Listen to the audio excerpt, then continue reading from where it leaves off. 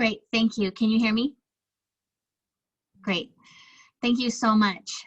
Thank you for those of you that took the time to get on the call today on this dark and rainy day here in Moscow. The Moscow Chamber of Commerce is pleased to host our Path to Prosperity, a virtual roundtable with our District 5 leadership, as well as leadership from Idaho Commerce.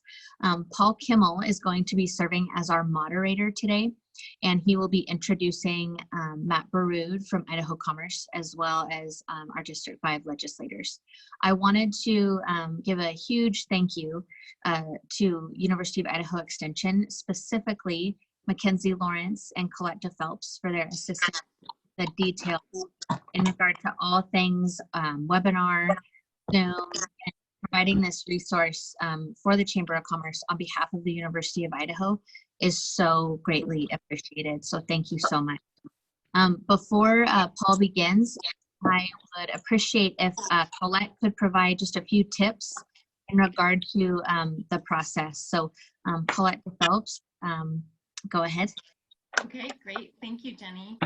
Mackenzie and I are happy to be here supporting this meeting today. We're using a Zoom webinar format, and so a couple tips for this format. You see a call-in number on the screen. We're all sharing a lot of bandwidth right now, and so if you're having any problems with your sound, you can always type into the chat box. We'll let you know if that's on the speaker side or if that's on your side. And then for both participants and speakers, please feel free to switch to the phone at any time for your audio. If you do switch to the phone, just go ahead and mute your computer, and that way you won't get any feedback. You can also try closing the other programs that are running on your computer, and that's going to dedicate all of your bandwidth to this meeting today. We have disabled the question box for ease of facilitation and communication. So we're asking that you type your questions for the speakers into the chat box, or any comments or resources that you would like to share. Mackenzie and I are going to be monitoring that for any types of technical assistance, and then Paul will be referring to the chat box during the Q&A sessions. We are recording this meeting, and a recording is going to be available through the Moscow Chamber of Commerce. So those are all of the tips I have, and I'll go ahead and hand the agenda back over to Jenny and Paul.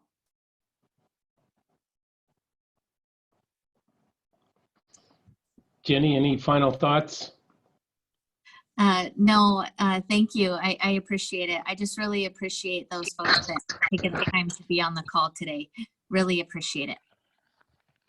Thank you. Thanks, Jenny. And again, welcome everybody. My name is Paul Kimmel. I am Business and Public Affairs Manager with Avista, and I have the privilege of helping moderate this today. So thank you all for coming out on this rainy day. As Jenny said, I think the farmers are happy so far, so that's a good thing. So there is some silver lining with this today.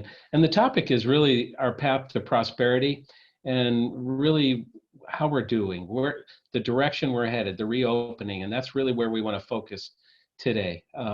We're pleased to have with us some great leaders from our state, our legislative District 5 representatives and senator, as well as Matt Borud from Idaho Commerce. And so with that, I think we want to get launched and get right into it. And we're pleased again to have Matt Borud as our first speaker today. There we are, all of our speakers. Thank you. And then I think our next page has a little bit of bio on Matt. He is Marketing and Innovation Administrator at Idaho Commerce, and really has taken it upon himself, or maybe they just threw it in your lap, Matt, but you are helping lead this rebound, Idaho Rebounds, and thank you for doing that. But a great background with software company in Boise, and we won't hold it against you that you are a University of Oregon Duck. That's okay. We'll give you a pass today on that. So again, I think Matt's going to talk to us a little bit about what he sees from the state perspective, how things are going, where we are in the process of reopening our economy, as well as I think we're going to talk a little bit about maybe some tourism and a few other related matters that really are important to the state. So with that, welcome, Matt. Paul, thank you very much, and Jenny and everybody with the the U of I team, thank you very much for the invitation to be here. It's great to see everyone, and to Region 5 leadership, thank you again for your service to Idaho, and I'm honored to be here with you and with this group today. As Paul had said, my name is Matt Borud. I'm the Marketing and Innovation Administrator for the Department of Commerce. Within my role, I have the pleasure of leading some of our communication efforts, our marketing efforts, and a lot of that rolls into our Idaho tourism programs, as well as some different grant programs that we run on the innovation side. Our iGEM program specifically, that does a lot of great work with the University of Idaho, and as well as Boise State and Idaho State University. So again, a real pleasure to be here. And I just want to walk through a few of the things that kind of we've been up to within the department over the last few months. It's obviously been a crazy time period for everyone, and we've been hard at work doing our best to support Idaho businesses. And to Paul's point, thankfully the economic rebound recovery planning didn't ultimately fall to me, but we've got a great crew in place that the governor has appointed, and then we're happy to support in those efforts as well. But just kind of a quick recap. I mean, when the global pandemic was declared, I believe it was March 11th, and the governor's initial kind of stay home orders were looking at March 25th.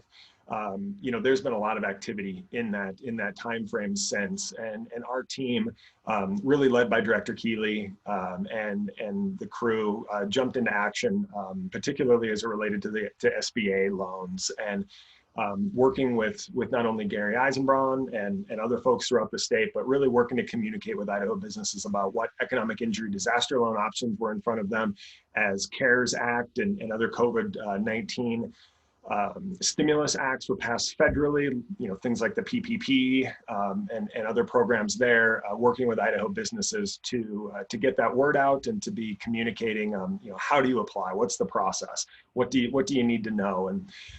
And that's all shifting now, as we kind of move out of some of those phases of application, and now we're looking at what needs to be done in terms of loan forgiveness, or turning some of these PPP into a grant.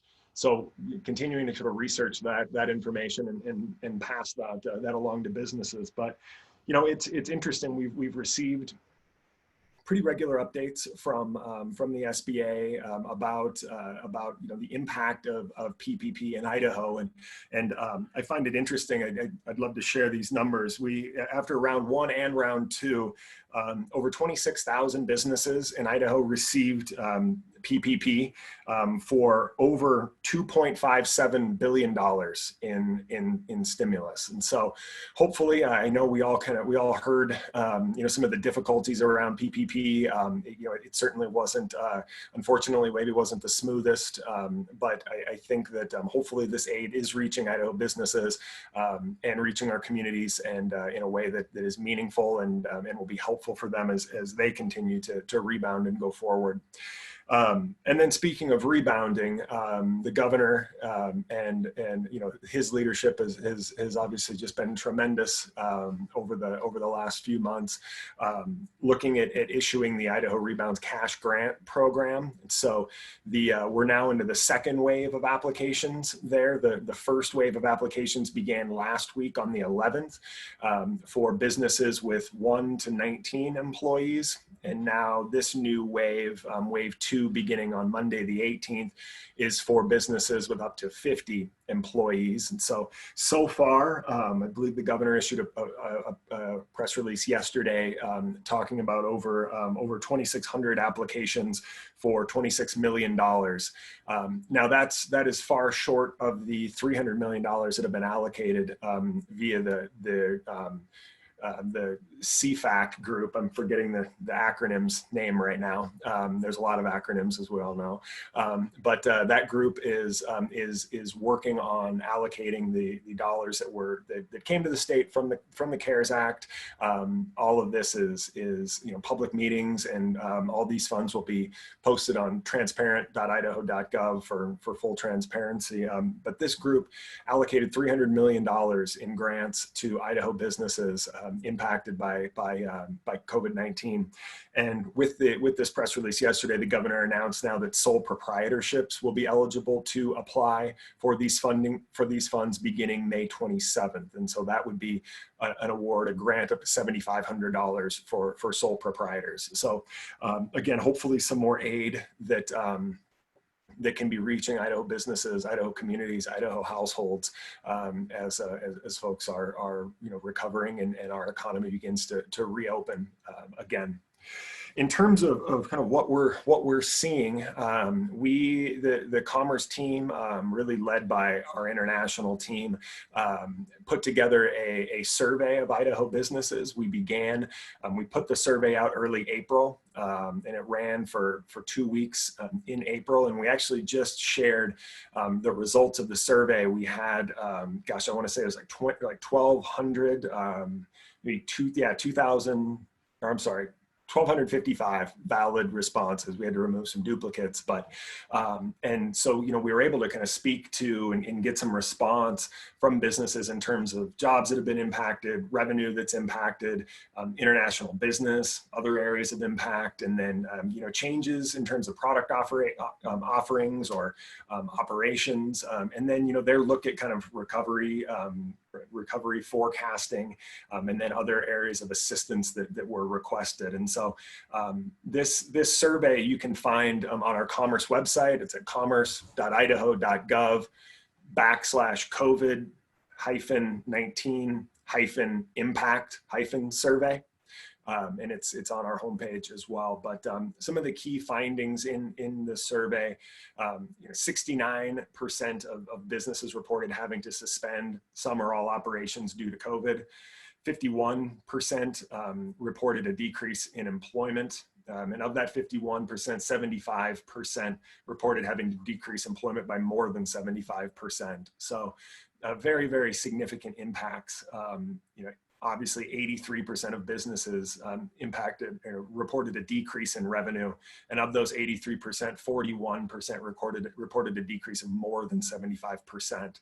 So no question, I think we all kind of know the major impacts. We've all certainly heard it or we're living it, but this has sort of helped us quantify it a little bit more and kind of paint that picture a little more clearly in terms of more exact numbers across Idaho.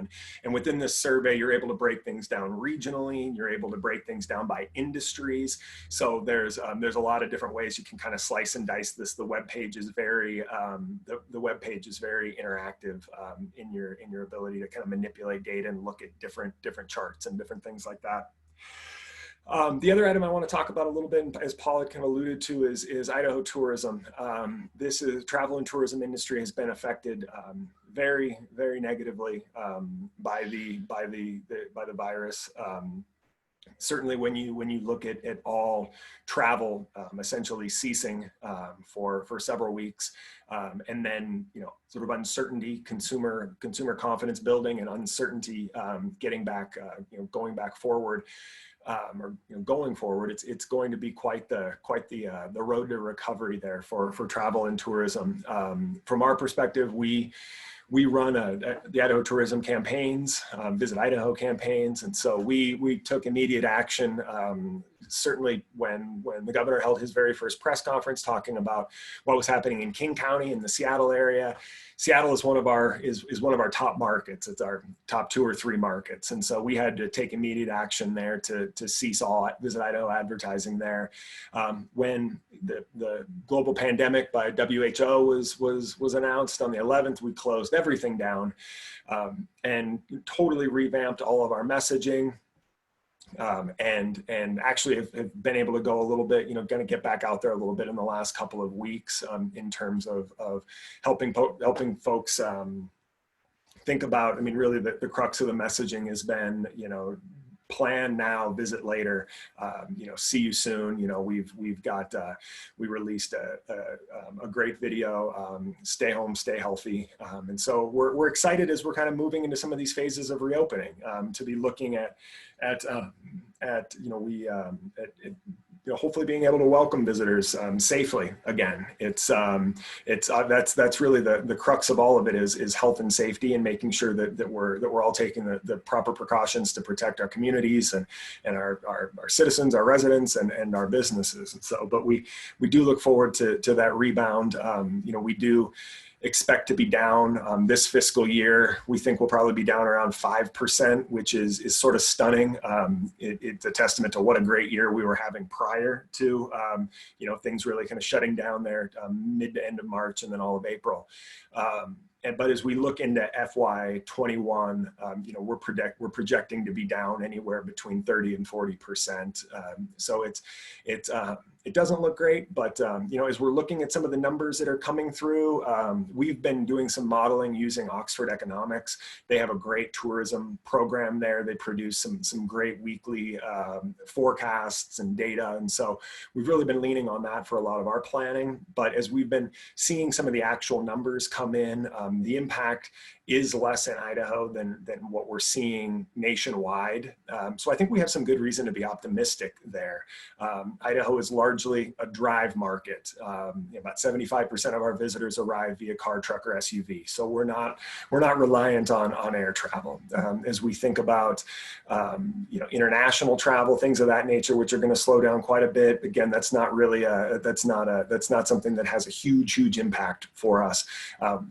We're not a Disneyland or a Las Vegas. We're outdoor spaces. We're outdoor recreation. We're a place where social distancing is pretty natural. It's not something we're all that uncommon or not something we're not used to. So these are the types of destinations and types of experiences that consumers are saying they're going to be looking for as we kind of move forward, living with COVID in our life for a while, and hopefully some remedies here soon. But we are confident as we're like I said, maybe not confident, but confident and reasonably confident, reasonably optimistic. Maybe we'll say it that way. But as we're seeing some of these numbers come in, our numbers aren't quite as bad as Oxford has been projecting for the U.S. and globally. So hopefully, we certainly understand the impacts will be difficult, but hopefully it's maybe not quite as bad as maybe some of the numbers we were looking at earlier. So with that, I'm happy to stop rambling and hand it back off to Paul and answer any questions as they come up. And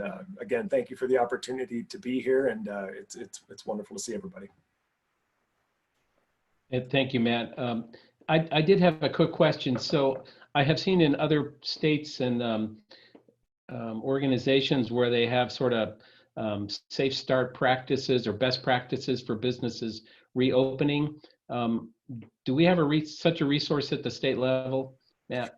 We have been, these are sort of directed through Idaho's 7 public health districts. And so if you go to commerce.idaho.gov/COVID-19, we have all the health districts aggregated with each of their protocols and recommendations for businesses in their region. So what it would look like in north central Idaho may be slightly different than what's recommended in, say, eastern Idaho. So it's important to use each of those health districts as a resource for your local county regional information there. That those types of recommendations are generally rolling up to the state level, but really the boots on the ground are the regional public health districts and their various requirements and guidances.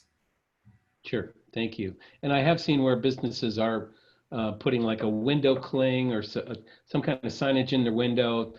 We're practicing safe reopening, come on in, just to assure our public and consumers that, yeah, they're very mindful. Yeah, I think that's really great to see, and it's going to be really important in terms of rebuilding consumer confidence. I mean, that's really what I think we see the hurdle being kind of going forward. No question, as restrictions are lifted and things like that, people are going to get back out there. But I think where we're seeing here is that a number of folks are taking kind of a very cautious outlook. And so even if a restriction is lifted, if I personally don't feel comfortable or my family doesn't feel comfortable comfortable, you know, it's going to take a little bit. And so as much education and information as we can get out there to inform consumers and you know, and employees who have been, you know, like all of us, working from home for the last little bit, to get back into the workplace and understand what steps employers are taking to ensure a safe environment for their staff, for their workforce, for their employees, as well as for customers who may be, you know, visiting on site. I think you're exactly right that type of communication and information and reassurance is going to be very important. Thanks, Matt. So again, if anyone has questions, type them into the chat box and we'll be sure we can get Matt to answer those. And again, I know our chamber and Jenny are really putting out a lot of good information as well. So visit the chamber website as often as you need to. She's always updating, so thank you. Okay. Representative Goesling, if available. Yeah, go ahead, Bill. Thank you, Paul. I'd like to supplement what Matt has said. He gave it pretty thorough, but based on what the governor shared with us legislators this morning, the start date for the second wave, or for the self-employed, starts on the 27th of this month, but ends on the 17th of July. But also in a news release that he provided is the fact that the individuals have to establish a taxpayer access point first before the application is submitted. And I do have the application site for the Rebound Cash Grants, and it's rebound.idaho.gov/Idaho-Rebound-Cash-Grants-small-business/. And I'd be happy to send that along, but I think I've had several clients, or excuse me, constituents call and say, where do I go to get this information? And this is a great site. And I know Carolyn has received quite a few inquiries also. Good. Thank you, Bill. And if you wouldn't mind maybe even typing that into the chat box. There were a lot of dashes in that web address. Okay. Okay, well, again, there's, okay, thank you. And Mackenzie's been great about populating that chat box with good links, so thank you. So we have legislators on the phone, and I know they want to talk to us a little bit, and I do know that the two representatives were in a phone conference with Governor Little this morning, and so maybe we could ask Carolyn to update us. What was that conversation all about? Thanks, Paul. And Bill and I actually went through what the governor updated us on and split it up so that you wouldn't be getting a lot of repetition. So I was going to talk a little bit about the testing and the contact tracing, and then what's going on with the Department of Labor as we know it now. And then Bill was going to cover some other topics. And then we thought that way, since Senator Nilsson is on the Rebound committee, he could share those Rebound updates as well. So testing has come a long way since we first started down the COVID trail. According to the governor this morning, we started with the ability to run 16 tests per week at our state labs, and they're now up to 200 a day. And they're really trying to focus those 200 a day on areas that are maybe experiencing some outbreaks, so that they can really target and move quickly to identify those outbreak areas. We talked the last time we met about the Abbott machines, that we received 15 Abbott machines and to the state, and those were distributed to the health districts kind of by population, and then to some other key areas like the Department of Corrections and some of those areas. But now, as you maybe read, there's some concern about the accuracy of those Abbott machines and tests. So stay tuned on that area. And I read that every day, how the testing is so frustrating. The governor shared that the large hospitals in the states have really ramped up, as well as the pharmacies, that Walmart is getting ready to roll out a testing.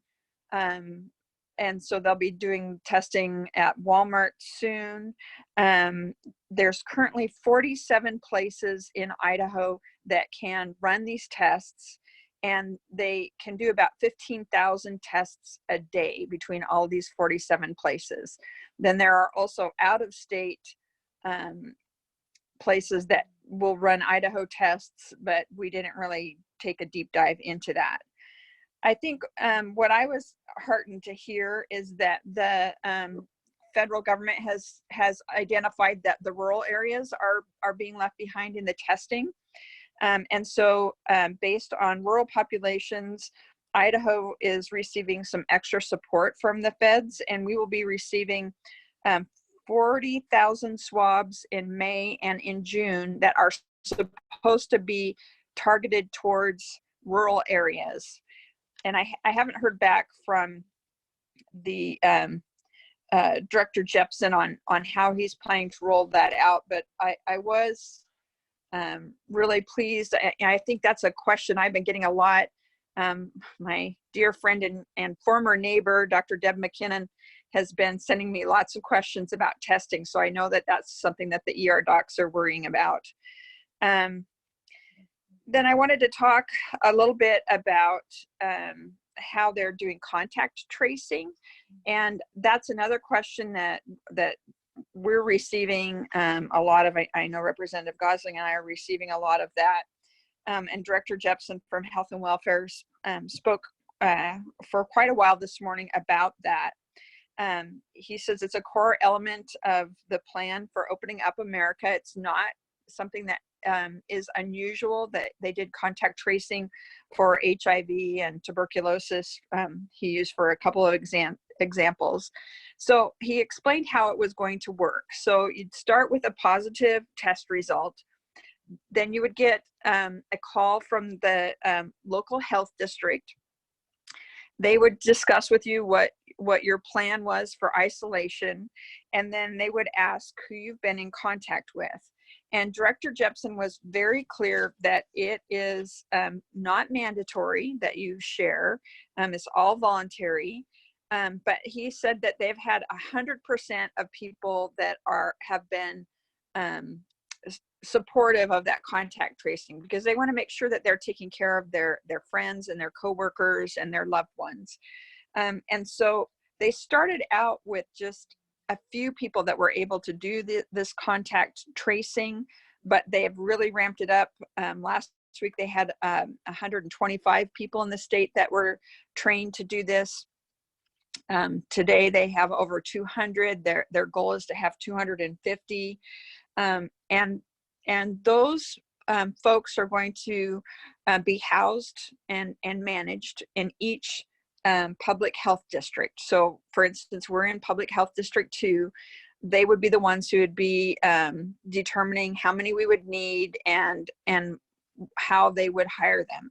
There was some questions about if those were full-time employees, and what my understanding is that it's up to the health districts, but what they've been doing is training their current staff so that they can immediately jump into testing or to following up contact tracing. They are able to hire some additional staff if they feel it's necessary by their health district, and there are federal funds to help support that. And then this was new to me. The health districts have a group of volunteers that are associated with them, and I'm always humbled to hear how many volunteers are involved in our running our state. And so these are called Medical Corp, and they are, as you can imagine, former medical employees or retirees, and they volunteer, and they have been being trained to work with the public health districts for contact tracing. The director said we're not encouraging people to turn over their cell phone records, their car records, their credit card records. It is all mandatory, but they are beginning next week to implement some software program that's being available across the United States. It's called the SARS Alert. And what it does is it helps identify, it doesn't track people, but identifies people that need to be contacted, who needs to be called. And then after 14 days, after the contact tracing has begun, all the information is automatically deleted. So it's not saving information about people. They do not disclose who it was who has been who has contacted or contracted COVID-19, but they do say that you have been in contact with someone. The other thing that I thought was really interesting this morning, they said that they're only looking at people who have been within 6 feet of a person that's had that has been identified as contracting COVID-19, and that they've been 10 minutes together. So they're not looking for people that you passed in Walmart or got somebody handed you a cup of coffee. They're not looking for that kind of person. They're looking for somebody that you've really had more of a longer interaction with. So I thought that was really interesting. So the final thing, and probably one of the most phone calls that I've been getting are people that are frustrated by and scared probably about going on unemployment, and the response of our Department of Labor to unemployment claims. And this has been a big frustration for me. I've actually spoken directly to the governor about that. I've seen what other states are doing. Washington State has gone to working 7 days a week. Texas announced last week that they could turn around claims in 24 hours. The important thing to note here in Idaho, though, is we have a series of laws that demand that there is the highest level of integrity and the highest level of standards regarding how people get their unemployment insurance. So everything is double checked. So that slows things down. The Department of Labor site, you can go and look up and see how many claims there are by county. So if you're interested in that, you can go there. But the Department of Labor has a consultant in today who is working through with them best practices that are available across the nation and how they can become a little more nimble on how they are processing these claims. So we did not hear from Director Revere today because she was tied up with a consultant. So I thought that was very exciting. And I guess the other thing that I wanted to say that we learned today is that if you are a business smaller than 50 employees, you can go to the Idaho website, and it's supplies.idaho.gov, and you can order personal protection equipment on that site. So I thought that was a really great resource for all of us to have. And the other thing that the governor reminded us is that if you have personal protective equipment like masks, that the facility is up and running down in Idaho Falls, you can ship those masks down there, and they will make sure that they're sterilized and they can be recycled, and that's available on the COVID website. You can learn more about that. So that's kind of what I said I would cover, and I know Bill has his list of things too. Hey, Carolyn, thank you for that. So just to be clear, is screening required, encouraged, mandatory? What are we hearing for businesses? I think I'm hearing there's a little confusion about that. Yeah, and they didn't clarify that for us today, and I do think that there is some of that confusion, and I think part of it is because it hasn't been readily accessible. The CDC just released some new information yesterday on kind of what they see as best practices. And it's, as you can imagine, it's many, many pages long. I think it's really important for businesses to determine for themselves what level they want to provide for their employees and then also for their customers. I know that my husband with an insurance agency, they still have the doors locked.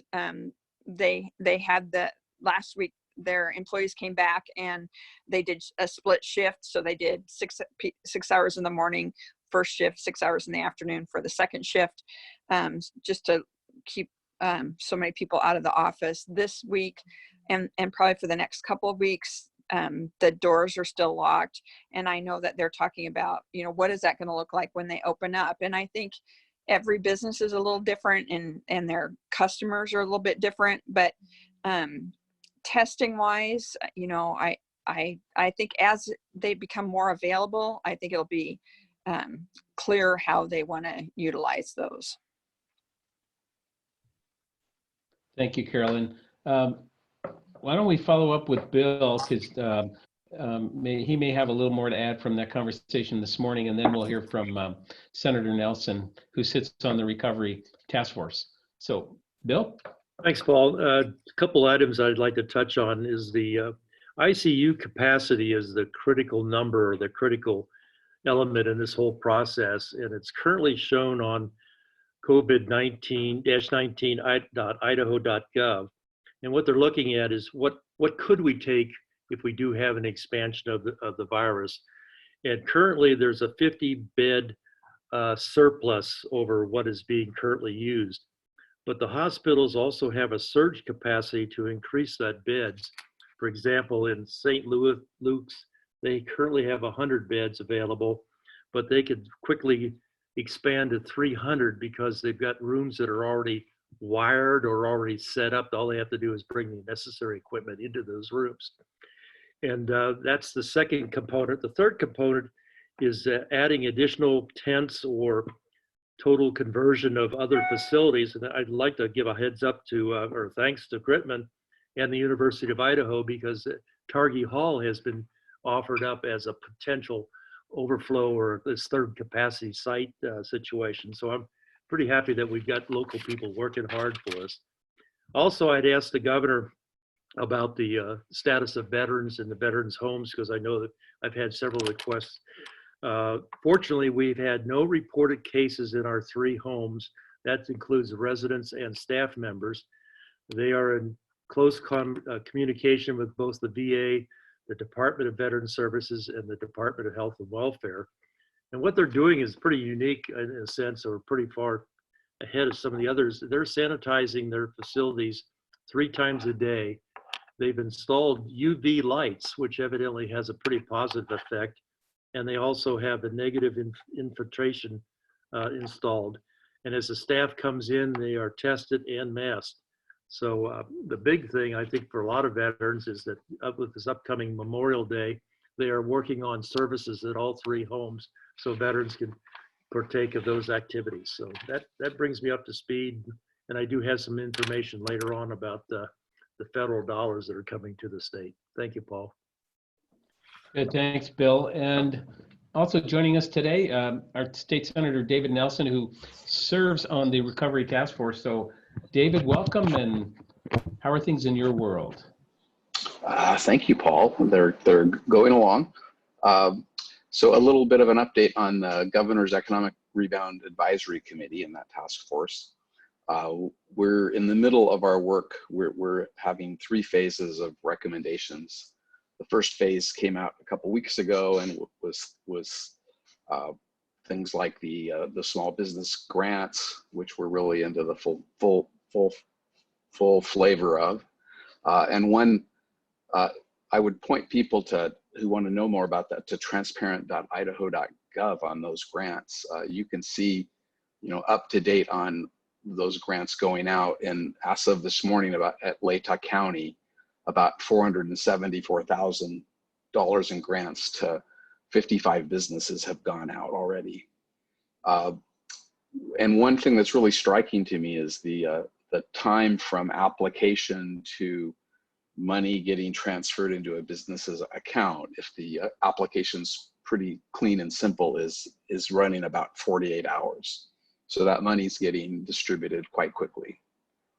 The other big recommendation in that stage one was to really set up a fairly significant marketing campaign on Idaho Rebounds, and you probably will start seeing that in the next week or so. That was moving very quickly, and CFAC allocated about $6 million of the CARES funds to do marketing for each phase of our rebound. So about $2 million right off the bat. And the goal of that initial campaign is really to try to rebuild consumer and employee confidence by communicating safety measures and protocols undertaken by Idaho's businesses throughout the reopening process. So it's going to have lots of pictures of people, employees and citizens using appropriate PPE masks when they're out in public, trying to do everything to keep people safe, and really with a central message that, you know, we're 1.7 million people in Idaho, but we're really one Idaho, and it really depends on all of us to act appropriately and safely to bring us bring us through this transition. So again, that marketing campaign's in the works right away. I think Matt's been working on that as well. Stage 2 recommendations are getting finalized in the next week. There's a fairly significant focus on tourism there, and a concern for a lot of our nonprofits and industries that depend on scheduling events throughout the summer. And just we're concerned that we have a bit more certainty on what's really possible, because everybody's, you know, it's really hard to know what's possible right now, and working in that uncertainty is really a problem for those businesses. Other things that we're focusing on are making sure there are quick and easy and consistent guidelines for businesses as they rebound. And you've seen one round of that through the governor's restrictions on what businesses have to do to reopen, but we need to just consistently do that and publicize that so that people know what our businesses are doing to keep us safe. So again, the stage two recommendations probably will get finalized next week, and then a third stage of recommendations towards the end of June on that. Let's see, what else did I want to share?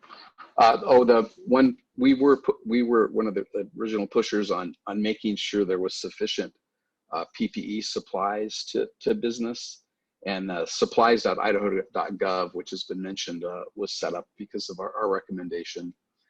And last week, which was the first week that was opened, 2,000 businesses ordered supplies on that. And you can get masks, you can get disinfectant, and one other thing that's blanking on me right now. But it's just like going to Amazon. You just go there to order, and there's a maximum price on there. And I think they were a bit cleaned out, so they're trying to get more on stock. The Senate also had a meeting with the governor this morning, and I asked about that supplies, and they didn't seem to be concerned that they would be a lack of supplies for business on that. And it's at a reasonable price. I think the maximum price for a box of masks, just standard masks, not N95 ones, is $50. And just to echo what the representatives say, the governor made a real point of, if you're a business that has N95 masks and needs more, or can get them, we can get them reprocessed, to contact the emergency planning department in the state. They will arrange to get those reprocessed over at INL. Let me think, is there anything else I wanted to be sure and share? I guess one positive thing I saw last week I wanted to share as well was IACI did a poll looking at how Idahoans were feeling about how we were going through rebounds, and just one of my the two takeaways I got out of that poll was about little under 60% of Idahoans feel like we're going at the right pace and moving through the phases as we are we're doing that about right, and we're balancing things appropriately. And a full 80% of the folks polled supported the governor's staged approach. So we hear a lot of discord in the state, I think, on this, but I think most Idahoans are happy with the way we're proceeding forward. We're all concerned about about the economy and supporting our local businesses, but also we're equally concerned about the safety of all of us. So with that, I'll pass it back to you, Paul. Thank you, Senator. I had a follow up, and maybe Matt could help on this too. But you know, Moscow and Latah County, we have probably per capita more nonprofit organizations. Do they qualify for the small grants as it's currently written? I know we were able to bring in sole proprietors here lately, but maybe Matt, you could answer that about nonprofits. So Paul, they do. The Historical Society is on the first phase of grants. Great. There's the First Presbyterian Church was actually on the list as well. So they definitely do qualify.H you. Good. Okay. So questions? Keep them coming in. There's some great ones, and we are on certainly on schedule here for lots of questions. So don't be shy out there. So, Paul, can I share a little bit of other information that's not strictly state information? So I reached out today to Christine Fry from the Clearwater Economic Development Association that really mirrors the same 5 counties that our health district has, because you know, that's just kind of another level of thinking, and that team is so talented. So they are actually in the process of applying for a grant for economic disaster resiliency planning, and then it would also provide technical assistance. And so I kind of think their goal is to do several things. First of all, they want to have a longer term plan for this region than, you know, just the immediate crisis that we're under. They're concerned, and they've also been doing surveys, but that we're going to lose a lot of small businesses. And the thing is that our small businesses need liquidity and cash, which is not a norm for the way EDAs respond. Sorry that my phone is ringing. They are going to, they've been working with the tribe and with other groups to talk about how we can make sure that broadband works. And one of the reasons why you're on my cell phone is because and I'm going to quote Christine directly, I am an example of crappy broadband. And so they're going to work on the middle mile and try and get that up to speed, as well as the last mile. And they are also working with the state on tourism. So those folks are busy. They said they're working closely with the other economic development groups like we have in Latah County and in other counties. And it sounds like they talked to Paul. She talked to Paul last week. So I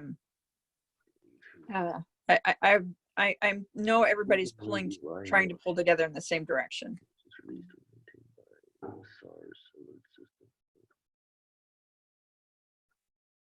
Thanks, Carolyn. Yeah, I did have a conversation with her, and yeah, they're kind of building some longer term strategies as well. And some of those funds that are coming through U.S. Commerce EDA are going to be really helpful.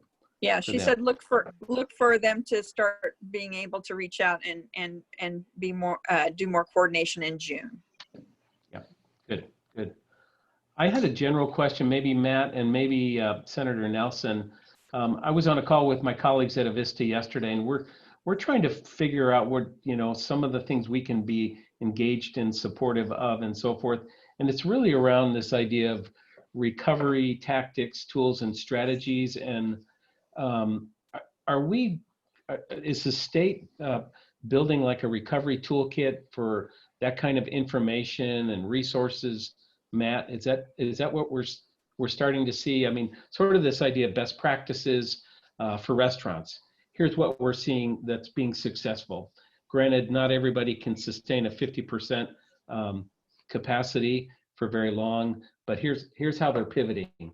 And the other part of that question is we're also having a lot of interest in conversations around, certainly and tragically, some small businesses will not reopen, but some of these same people might open a different business. And so we're really talking about how do we get around these startups, these reinvented businesses, and make sure that they have the resources, the training, and tools available as well.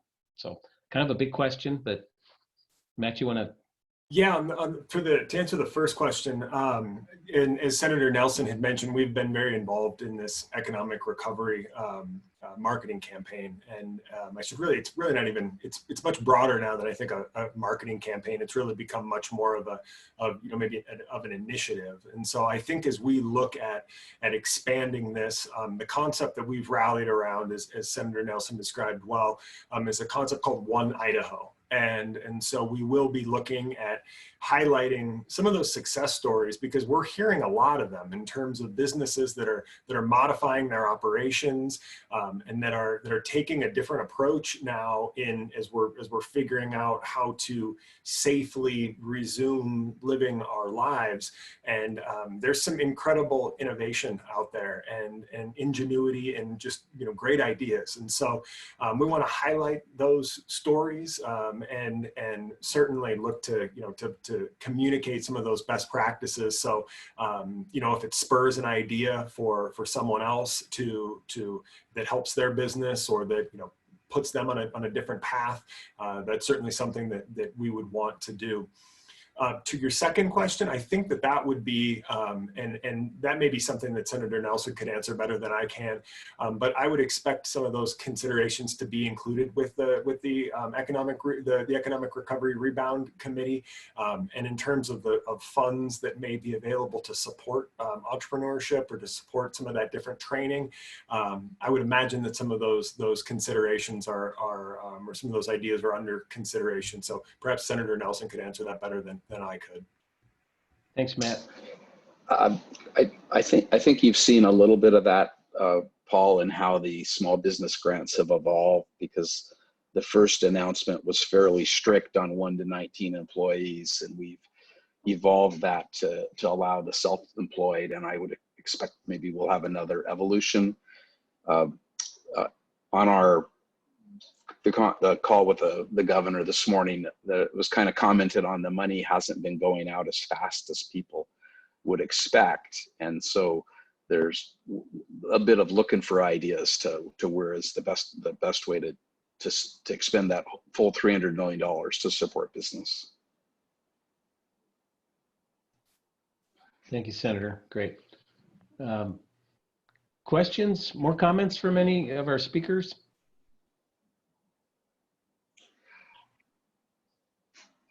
I saw a question in the chat on the contact tracing, I believe from Dave, and maybe if I could just briefly respond to that. But the contact tracing that the state's doing is totally voluntary. If you don't want to participate when they call you up to do the contact tracing, there's no remedy. You can just not respond. And when they collect data in that SARS alert system program, that program is actually it's just essentially an easier way for you to communicate with them. and they only do it for 2 weeks because that's the incubation period. And then all of your data is flushed from that system. And so no data is retained by the state in an ongoing manner. But contact tracing is not mandatory. They're not going to go get your phone records or your credit card records or have somebody tail you around town. It's really just a conversation between you and the contact tracing employee. Thanks. I did have a kind of a follow-up question on that to our legislators, and maybe Matt, you've been in some conversations, but we've been asked questions around policies at the state level that limit liability for small and medium businesses that are implicated in a COVID case as a result of, say, contract tracing protocols. Is there anything underway at the state of Idaho? Is it led by insurance industry, or are we hearing anything from IACI or any of our business organizations? Senator Nilsson, again, there is a recommendation under discussion for the stage 2 rebound about some liability protection for businesses. I think there's some concern on how you do that and really draw the sideboards around it, so that if we're going to do some liability protection, how do we make sure that the business is doing all the right things to protect the employees and protect their citizens? And I think, the real test, if our citizens aren't feeling safe, they're not going to go into those businesses. We really need to focus on that.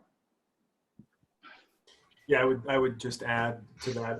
We've heard similar questions. Paul, the state of Utah passed a piece of legislation fairly early on. I want to say maybe late March, early April, that did some of those things. So in terms of how much further it's gone, I don't know. Senator Nilsson and our representatives would know further there. But we've received those questions as well, and have taken a look at what Utah's put together. I think the other thing to do that, I feel like we'd need a special session of the legislature. I think it's kind of difficult for the governor to lift that liability protection for some number of months and then it changes. I'm not sure if you're protecting anybody or you're making more confusion by doing that. Well, I have a couple additional comments if everybody else is done, so to speak. Thank you. Go ahead. I've had a lot of constituents ask about how are the federal dollars, the 1.2 billion that's sent to Idaho, how it's being spent. And if I can just quickly capsize the information, 44 million has been sent to the counties. And for example, Latah's got $991,000. 42 million has been sent to cities. And for example, Moscow got $887,100. Troy, 30,800, Erie on down, Genesee, 33,400. And then 7.2 million was sent to the taxing districts, and Lake Tahoe Fire District got 53,000. And then 57.7 million has gone to state agencies, of which the public health districts got 6.9 million. And that's where some of that money will be used for the tracing. And then, as previously said, there's been 2 million for small business, additional 300 million on the rebound grants. But I think the key for everybody to think about is this is only for reimbursement only. And so you're going to have to get your facts in line and to follow the guidelines, or otherwise you're going to spend money, and then it gets up to the state level, and then they say, nope, that's not following the guidelines. And then what happens? So I think it's critical for us to continue to provide that information to our counties and our cities, so that and taxing districts, so they follow the guidelines very carefully. So that concludes my presentation, Paul. Yeah, I've heard the same. It just can't be used for revenue replacement. Yeah, thank you. What other questions do we have or comments for our speakers today? We can't let them off that easy. Again, I really appreciate you, Matt, being on this call. You are really carrying the water on behalf of Commerce, and I do appreciate all that you guys are doing down there. I know it hasn't been easy since this all presented itself in the state, but well done at Commerce. Thank you, Paul. And it's really a team effort. It's Director Keeley and the whole crew, and everybody's been working very hard. And we're grateful for partners like you and Avista and our network of chambers, Jenny and everybody. I mean, it's all hands on deck. And I know we're not even close to being finished yet, but we're grateful for all the feedback and all the questions and all the comments and suggestions, and you know, always open to help and have further conversations as we keep responding and keep working hard on this. So thank you for that, and thank you for all your hard work.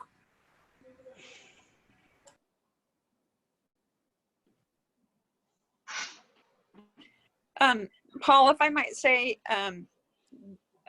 there has been a lot of conversation about a special session, but I think it's important for people to understand that we can't call a special session, that's something that the governor calls, and he has not done so and has not indicated that he was planning to do so. And there was a submission of $30,000 to be used from the COVID funds for a special session. And to date, as far as I know, that's been zeroed out. So, you know, I think that's not in the cards at this moment.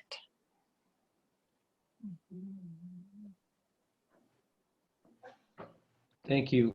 Hey, I want to pivot a little bit because I know we briefly touched on broadband, Matt, and I know again some great things are happening at the state level, but you know, Idaho Business for Education has been doing some survey work and kind of identified deficiencies both in connectivity as well as technology.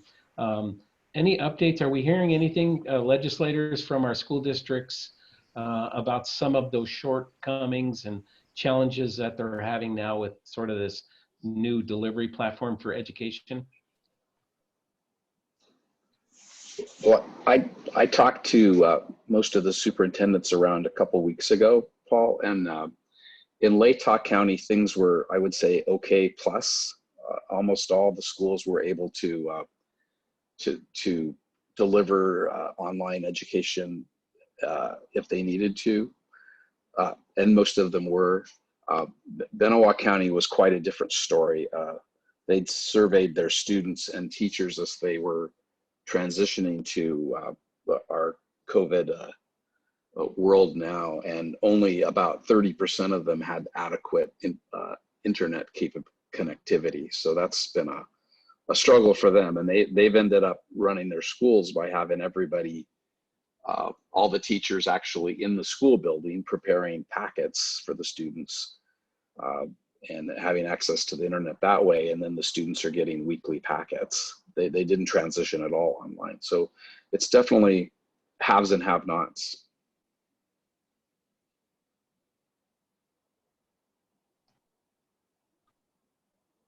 Carolyn or Bill, any comments there? Well, not much to add to that. We got a lot of Yeah. work to do. Right. I think, Paul, along that same lines is the institutions of higher education. I think ISU and University of Idaho indicated that they're going to be going face-to-face classes this fall. And I think we really need to be, a group needs to be thinking about how can we work as a team between the Department of Commerce, or the Chamber of Commerce and other activities here in Moscow to ensure that we're up ahead of a situation that may develop with someone coming back that has the virus. We need to make sure we're on track, and I'm sure we need to be working with the university, Gritman, and others to develop a plan. I haven't heard of one, and that's my concern.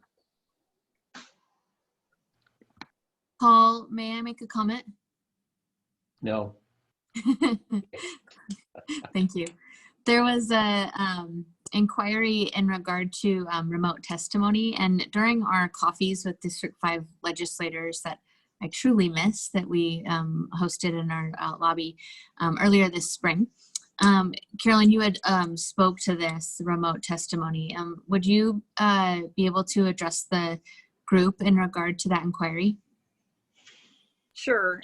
Thank you. I had a conversation, you know, it's still so unknown, but I did have a conversation with the Speaker of the House about if, you know, how the legislature might be working differently during the next session and the importance of doing distance testimony. So he was going to take that option. There's a group of legislators from the House and the Senate that are elected to work on behalf of the legislature in the interim on issues like that. And so he was going to take it to that group to talk about how that might work. So distance testimony might happen not because of anything that I did. It might happen because of COVID-19, but I can just celebrate if it has opportunity to happen.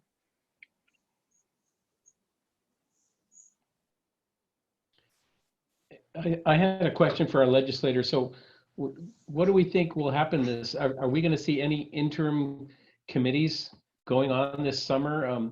And selfishly, the question was around this intrastate commercial air service and some of the conversations we've had around that. So maybe Senator Nilsson, you were involved in this on the Transportation Committee.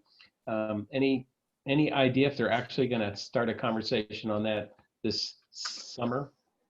I don't have a good idea. I know Senator Johnson has talked in the last couple weeks about trying to scale that up, and that's kind of his baby. So I would hope so, but it's going to take, the Legislative Council will have to kick that off if it's going to happen. Sure. Thank you. Paul, I think it's a problem of funding. I think there's opportunities to do it, but right now there's no funding or limited funding. So I think that's the long goal.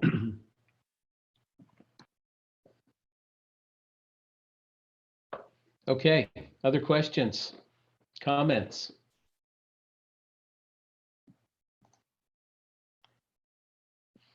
Well, we do have a question that came in regarding quality health care. Is there any effort to make sure that people know that they may now be eligible for Medicaid, especially if they've lost their job that had health care? Anybody want to try and respond to that question? I don't think there's been any particular effort by the state to do that. The Department of Health and Welfare certainly has it fairly high on their website that it's clear to do that. There's been a little bit of effort on the Economic Recovery Committee to make sure people know about the temporary insurance plans that are available through the department, through some of our insurance carriers, because they do have COVID coverage. So I think the main people who've been pushing that to know that to let people know that Medicaid is available is Rebound Idaho. They've been pushing fairly hard. I guess one other thing on that for people to know, that the federal government did raise their share of paying for Medicaid as part of the CARES Act. So it's actually costing the state a little bit less per person as we go along, during the crisis at least. Mm-hmm. Thanks, Senator.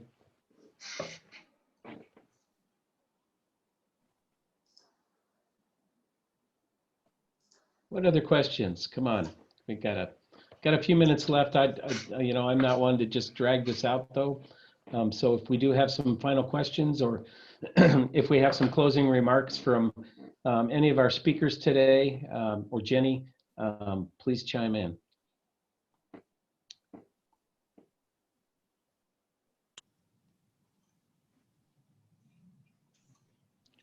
Well, I'll start then. I want to thank our legislators for serving us at this very unique time in our history and our state. And I really think it's important that we support you 100%. I am grateful for the governor's lead And I'll just tell you that I think we have been measured, careful, and I think we're starting to see the fruits of that kind of strategy unfold. And so I appreciate that. Again, I work in other states as well, and there's a lot of frustration. They look enviously at Idaho, but at the same time, I think we need to be careful as we move forward. Absolutely. And I appreciate Senator Nilsson being on that committee as well, and the leadership of Idaho Commerce, our health districts. So again, well done, everyone. And I know the chamber, Jenny, you've got some work ahead of you, and you're pushing out good information about recovery strategies and so forth. So again, if anyone has ideas like we talked about with the masking Moscow kind of idea, please shoot those to Jenny. So Yeah, thank you. Thank you, Paul, for saying that. And I just want to express my gratitude to our District 5 leadership. I think it's really telling in regard to our community how accessible you are. And we just really appreciate you taking the time to provide updates, and then also being very responsive in regard to communications. And also a big thank you to Matt Borud for taking the time to be on today and providing us updates from the state level. And finally, thank you to Paul Kimmel for moderating, as well as University of Idaho Extension. Again, we really appreciate their support in regard to the webinar and technology platforms. Thank you. okay, last call. Anybody final words? Well, Bill Goesling, Yes, sir. could the chamber put out a blurb as to what our food bank statuses are? I know several people have called and said, where do I go to get some food? And I know various sites in town or in the county have not been able to open up. So if we could get a status, that I could refer those people to those sites or those facilities. If I may, Colette or Mackenzie, would you like to respond to that?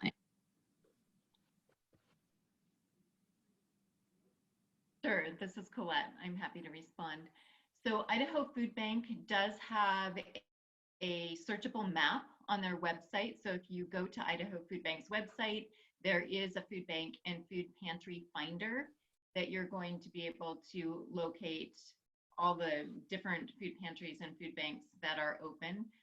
We are also, as U of I Extension, hosting almost weekly conversations with our food access providers in the region. And I'm really happy to say that there is a lot of food available.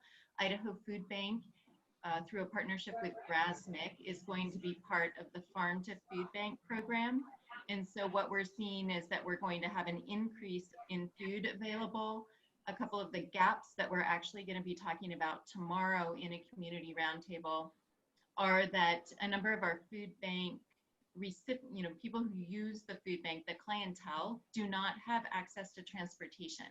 So as more food is available, they could be in the situation of receiving up to an 80-pound box of food. But if they are on foot or have some other limitations in terms of being able to come to a pickup site, we need to really be looking at what some of the distribution options are. And then the other thing is that we do have some local businesses like Safari Pearl and Mr. Leon's who have been wonderful about creating pantries at their sites. But to receive food from the Idaho Food Bank, they need a nonprofit partner to use that as a distribution site.